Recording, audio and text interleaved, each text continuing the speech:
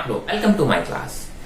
If you are class 10 to 11th moving students, या आपको physics से डर लगता है, या आपको बताया गया है कि फिजिक्स बहुत टफ सब्जेक्ट है, या आपको ये नहीं पता है कि सर आप क्लास 10 से 11th में आए हैं, अब आपकी फिजिक्स को स्टडी करने की क्या स्ट्रेटेजी है, देन डेफिनेटली ये वाली क्लास आप लोगों के लिए है। तो इस क्लास को जब आप पूरा देखेंगे तो आपके जितने भी डाउट्स हैं, जितने भी मिसकंसेप्शंस हैं, वो क्लियर हो जाएंगे। ठीक है, तो सबसे पहले मैं अपना इंट्रोडक्शन देता हूं। My name is Vivek Singh Rathore. I have 8+ years of teaching experience for NEET and JEE with reputed institute like Akash Institute, Alan Career Institute, and currently I am working with Calvin Institute in Delhi. So basically, more than 1,000 of my students who have selected for NEET and JEE, I have collected few experience points. I want to share them with you. Experience point के basis पे मैं जितने भी आपके doubts हैं, जो question हैं, वो मैं आपके answer करने की कोशिश करूंगा।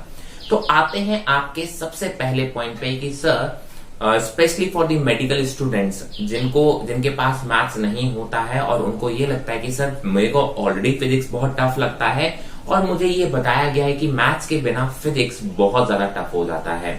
तो मैं आपको एक चीज बताना चाहूंगा कि सर एक क्लास 11 का स्टूडेंट इंजीनियरिंग स्टूडेंट है और एक मेडिकल का स्टूडेंट है।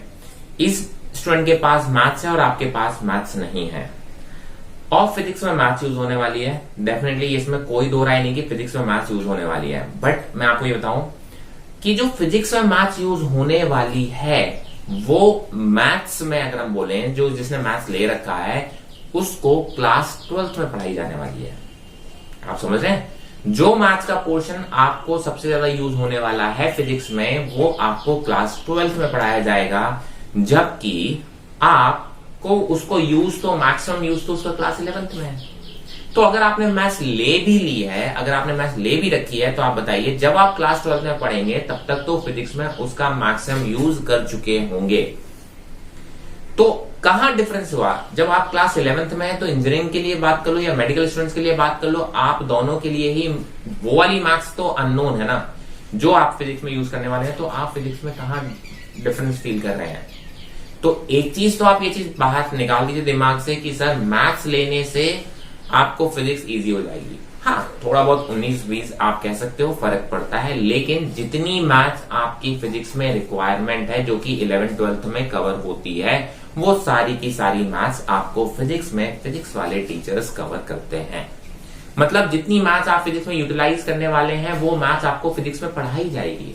तो मैं उसके लिए एक अलग से एक्स्ट्रा सब्जेक्ट लेने का बर्डन अपने ऊपर क्यों डालूं? आप समझ रहे हैं इस बात के कि सर मैं मेडिकल स्टूडेंट्स हूं और जस्ट बिकॉज क्योंकि मुझे लगता है कि मुझे लोगों ने बोला गया है कि सर मुझे मेरे कजिन ने बोला है, किसी के चाचा ने बोला है, किसी के मामा ने बोला है, किसी के दूर दराज के भाई ने बोला है कि सर मैथ्स ले लोगे तो फिजिक्स इजी हो जाएगी, आप बायो के साथ मैथ्स ले लो जस्ट फॉर की फिजिक्स इजी हो जाएगी। तो मैं आपको बता दूं उन लोगों ने सिर्फ और सिर्फ जो बातें सुनी हुई हैं, जो मिसकंसेप्शंस बाकी लोगों को है, बस उन्हीं मिसकंसेप्शंस को आपको पास ऑन किया हुआ है। Most of them have not written NEET और जेई। उनमें से मैक्सिमम लोगों ने नीट एंड जेई उन्होंने लिखा ही नहीं है। आप समझ रहे हैं इस बात को? तो आपको वो जो एडवाइस दे रहे हैं वो आपके भले के लिए भले ही कोशिश कर रहे हैं, लेकिन वो सिर्फ और सिर्फ सुनी हुई बातों पे, दूसरों की बातें जो उन्होंने सुनी हुई है, ठीक है, उसके बेसिस पे बोल रहे हैं।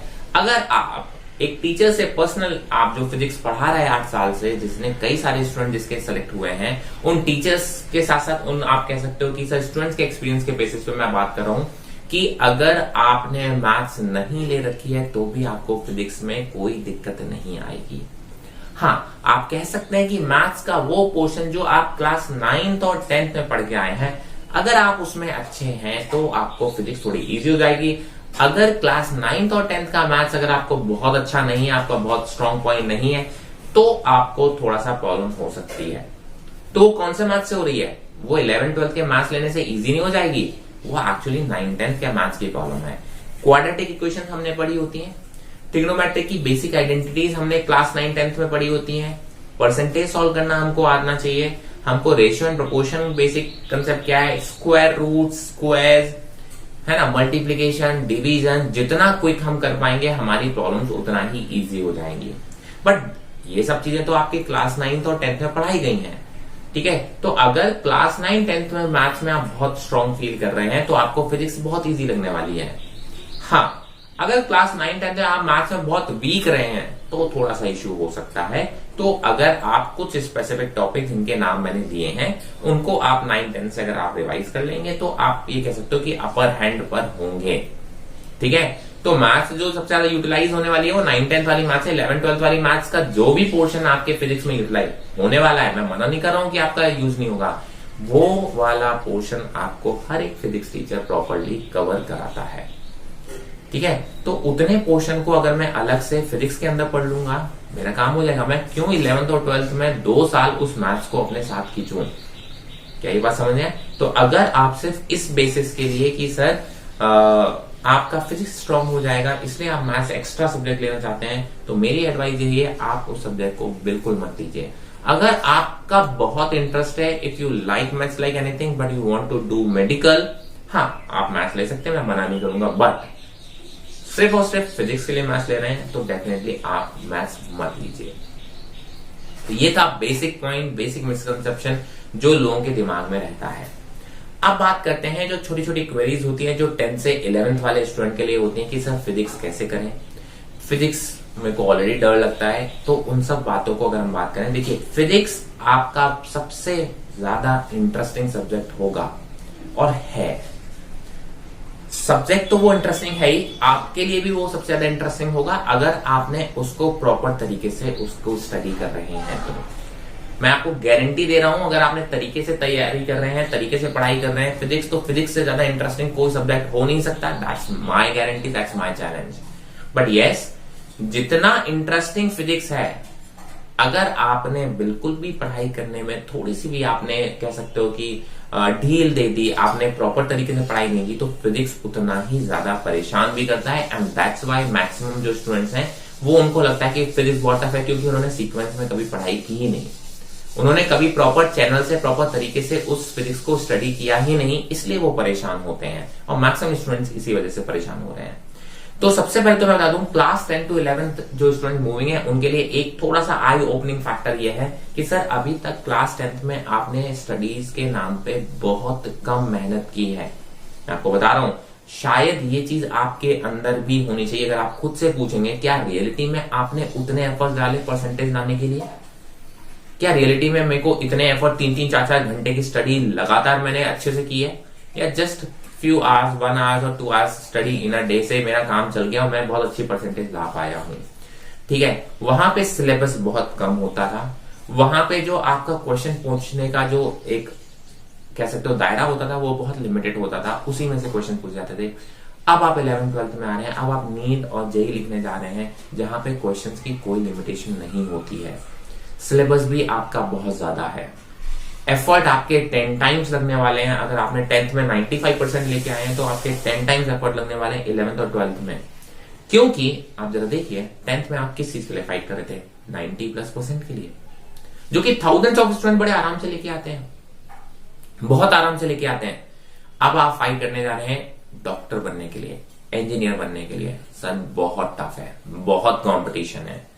आप समझ रहे हैं कि सर अगर आप क्या बोलते हैं, अगर मैं नीट का एक डेटा देना चाहता हूं, लास्ट के 2 इयर्स 16 to 18 लाख फॉर्म्स भरे जा रहे हैं last 2 years, and total seats अगर मैं सारी छोटी मोटे कॉलेज प्राइवेट और सब मिला लूं तो आपके पास टोटल सीट्स 20 से 30,000 आती हैं।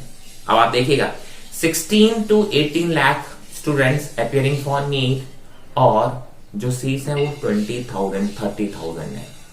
आप समझ रहे हैं डिफरेंस कितना है? इतना बड़ा कॉम्पिटिशन है। 10th क्लास तक अगर आपकी 90% की वजह 89 भी आ गई तो यू ओके कि ठीक है यार 90 नहीं क्रॉस कर पाए, 89 आ गया, 90 से थोड़ा सा कम आ गया। बट यहां पे तो क्या होता है सर, एक कट ऑफ के नीचे चले गए तो आप फेल, बिकॉज आपने जो ड्रीम लेके चले थे, आप डॉक्टर बनने का ड्रीम लेके चले थे या इंजीनियर बनने का ड्रीम लेके चले थे, वो आपका वहां पे खत्म हो गया है। बेसिकली यहाँ पे 0 और 1 की बात है। 1 मतलब आप सेलेक्ट हो गए, 0 मतलब नॉन सेलेक्ट नहीं हुए, आप फेल हो गए। वहां पे परसेंटेज थोड़ी सी अगर आपके टारगेट से थोड़ा कम भी हो गया तो भी आप फेल नहीं हुए हैं। आप इस बात को समझिए, वहां इतना बड़ा सेटबैक नहीं लगता। ठीक है, तो डेफिनेटली आपको एफर्ट्स बहुत ज्यादा लगने वाले हैं। 2 साल अगर 2 साल आपने इतने बड़े ड्रीम के लिए, आप समझिए आपका ड्रीम भी उतना ही बड़ा है जितना बड़ा आप सोच रहे हैं, राइट? तो एफर्ट भी तो उतने ही ज्यादा लगेंगे ना यार। तो ये 2 साल अगर आपने मेहनत करके लगा दिए, डॉक्टर बनने से या इंजीनियर बनने से आपको कोई नहीं रोक सकता। तो किस तरीके से आपको स्टडी करनी है फिजिक्स की, वो मैं आपको बता दे रहा हूं। पहली बात तो रेगुलरिटी चाहिए, कंसेप्चुअल स्टडी चाहिए। ध्यान रखें, जब भी कोई भी चीज फिजिक्स में पढ़ रहे हैं तो उस कंसेप्ट को समझने की कोशिश करें। अब रटे हुए फॉर्मूले से काम नहीं चलेगा, कैसे भी कर लो। मैक्सिमम स्टूडेंट मुझसे पूछते हैं सर शॉर्ट ट्रिक बता दीजिए, सर शॉर्ट ट्रिक दे दीजिए, मैंने है ना सर आप इंपॉर्टेंट चीजें बता दीजिए। अरे भैया आप क्लास 9-10 के स्टूडेंट थोड़ी ना यार कि इंपॉर्टेंट बता दीजिए, 40 क्वेश्चन इंपॉर्टेंट बता दीजिए, वो मैं कर लूंगा, 20 पेपर में आ जाएंगे। ओ भाई साहब आप गलत जगह जा रहे हैं। फिजिक्स में कोई शॉर्ट ट्रिक अब तो है ही नहीं, ठीक है? फिजिक्स में कोई भी शॉर्ट ट्रिक नहीं है, क्योंकि अब वो फॉर्मूले डायरेक्ट फॉर्मूले पे जो शॉर्ट ट्रिक जहां लगती थी, अब उस पे तो बेसिस क्वेश्चन आप पूछता ही नहीं, क्योंकि बनाने वाले को भी पता है कि ये शॉर्ट ट्रिक से सॉल्व होता है। अब उससे भी आसान क्वेश्चन पूछता है, बट वो कंसेप्चुअल पूछता है। अगर आप शॉर्ट ट्रिक से करने जाएंगे तो वो कंसेप्ट आपको नहीं आता होगा। तो कंसेप्ट सीखना मेरा बेसिकली आपका टारगेट होना चाहिए कि हर कंसेप्ट को बहुत अच्छे से सीखना है। रेगुलरिटी मतलब जैसे जैसे जिस टॉपिक को करते जाएंगे वैसे वैसे प्रैक्टिस अच्छे से करते जाएंगे। आप ये मत सोचिएगा कि मेरा टेस्ट जब होगा जब मैं उसे 2 दिन पहले प्रैक्टिस करूंगा। अगर आपने फिजिक्स में ये अप्रोच रखी, आप फेल हो जाएंगे। फिजिक्स में फिजिक्स आपको परेशान कर देगी।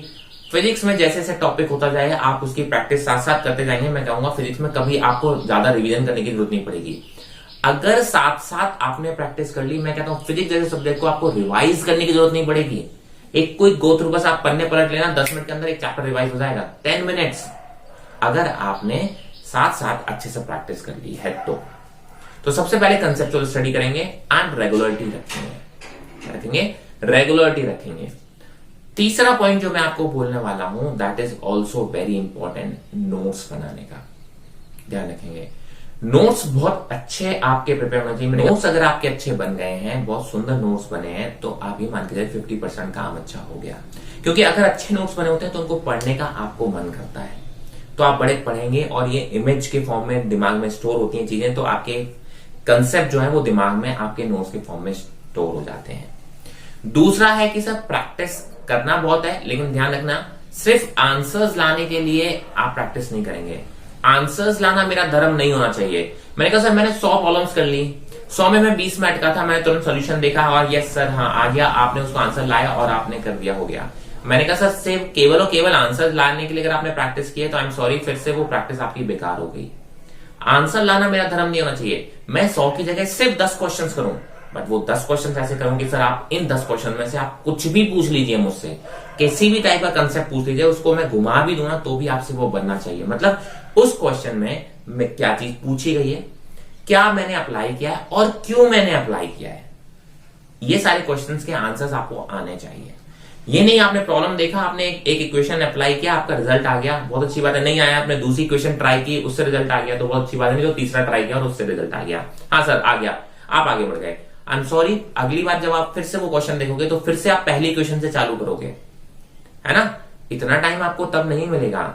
आप क्वेश्चंस को पढ़िए, ये देखिए इसमें क्या गिवन है, क्यों आपने जो दिमाग में आ रहा है वो आप अप्लाई कर रहे हैं, क्या वो वहां पे एप्लीकेबल है या नहीं है, अगर नहीं है तो क्यों नहीं है, एंड देन आप क्वेश्चन को सॉल्व कीजिए। आप टाइम दीजिए क्वेश्चन को, कोई जल्दबाजी नहीं है, बड़े इत्मीनान से सुंदर सुंदर तरीके से हर क्वेश्चन को सॉल्व कीजिए, कोई जल्दबाजी नहीं है। स्पीड अपने आप आएगी, मैं बता रहा हूं, स्पीड आपके स्टेप स्किप करने से नहीं आती है, फॉर्मूले को हर बार लिखेंगे। जितने बार भी क्वेश्चन को सॉल्व करें, कोई फॉर्मूला यूज हो रहा है तो उसको हर बार लिखने की आदत डालें। कोई जल्दबाजी नहीं है, 100 क्वेश्चन नहीं 10 क्वेश्चन कीजिए, बट 10 क्वेश्चन बहुत अच्छे से कीजिए, मैं फिर से बोल रहा हूं, ठीक है?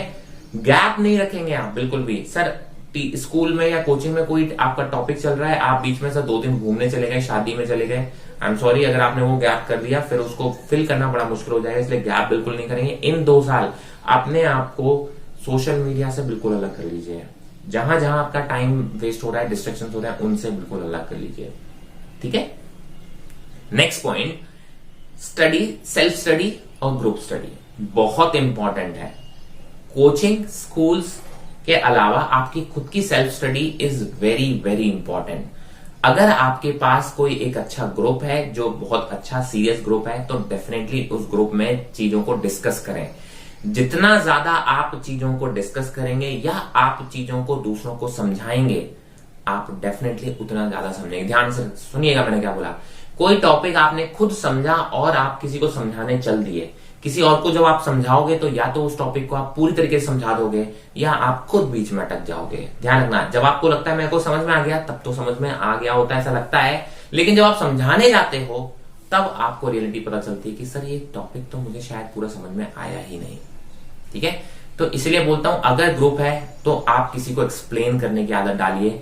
कंसेप्ट सबसे ज्यादा स्ट्रॉन्ग आपके तब होने वाले हैं फिजिक्स में। ये सारे सब्जेक्ट्स में काम करता है लेकिन मैं तो फिजिक्स की बात कर रहा हूं अभी। ठीक है, जितना ज्यादा आप किसी को एक्सप्लेन करोगे उतना ज्यादा आपके कंसेप्ट स्ट्रॉन्ग होंगे।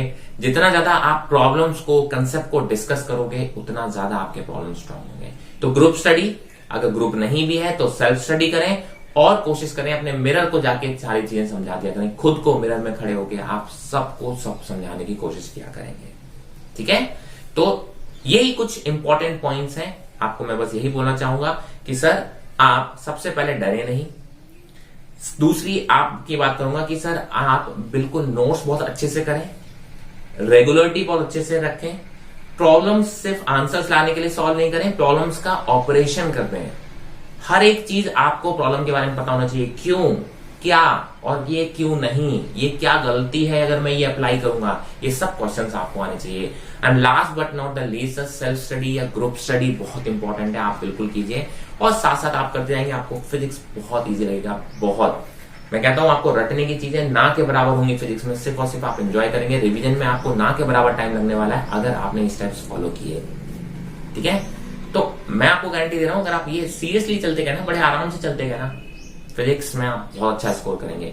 मेरे कई स्टूडेंट्स 160 प्लस मार्क्स लेकर आए हैं आउट ऑफ 180 इन नीट। सोचिए 160 plus marks in NEET out of 180। Every year almost कुछ ना कुछ स्टूडेंट्स ये स्कोर करते हैं। 2019 में मेरे भी 2 स्टूडेंट्स ने किया था जिनका मैंने एक वीडियो भी बनाया हुआ, जिनके साथ मैंने उनके एक्सपीरियंस शेयर किए हैं। I have provided the link here, you can watch that video of those toppers as well. ठीक है, साथ ही साथ मैं भी यहां से एक नया 11th क्लास के लिए पूरा एक कोर्स स्टार्ट कर रहा हूं। ठीक है, उसमें मैं चैप्टर वाइज, लेक्चर वाइज आपको चैप्टर प्रोवाइड करता रहूंगा और उसके साथ साथ मैं उसमें आपको असाइनमेंट्स भी प्रोवाइड करता रहूंगा। और वहां पे आप अपने डाउट्स, किसी भी तरीके के डाउट्स हैं, आप वहां उससे पूछ सकते हैं।